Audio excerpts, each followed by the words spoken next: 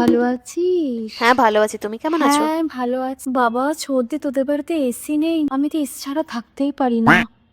তা এখন কি করছিস? ও, এমবিএ করছিস নিশ্চয়ই কোনো সস্তার কলেজে। তাছাড়া তোরা তো আবার বাংলা মিডিয়াম। মাসি আমি স্কলারশিপে পড়াশোনা। স্কলারশিপ সবাই আজকাল দিচ্ছে। আমার বাড়ির কাজের লোকের মেয়ে বাংলা মিডিয়ামে পড়ে, কোনো ফিউচার নেই। ইংলিশে কথা বলতে পারিস? ইন্টারভিউতে যদি একটা প্রশ্ন করে উত্তর দিতে পারবি? আমার তো মনে হয় না। মাসি আমি ভালোই চাকরি পেয়েছি। থাকতো। আমার মেয়েকে আমি লন্ডন ইউনিভার্সিটি থেকে পড়াবো। London university.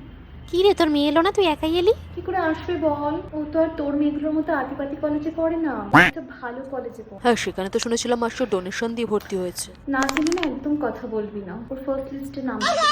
ভর্তি তোদের এই পার্টির অডিশন পূরণ হয়ে গেছে। তোরা এক কাজ করা, বঞ্চের নতুন বাড়ি নে।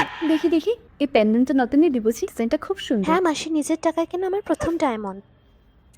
এই দাঁড়া দাঁড়া, তুই শাড়ি পরে কোথায় চলি? কলেজ যাচ্ছি হ্যাঁ মাসি। কলেজ যাচ্ছিস মানলাম, কিন্তু তুই না শাড়িটা পরিস না বাবু, জানিস? কেন মাসি? ওই তো তোর হঠাৎ ছিঁড়ি, শাড়িটা পরিস না, তুই ওটা ছেড়ে ফেল। কি হাস্যকর লাগছে। কেমন দিলা, আমার নিজেকে খুব স্মার্ট ভাবা হচ্ছে।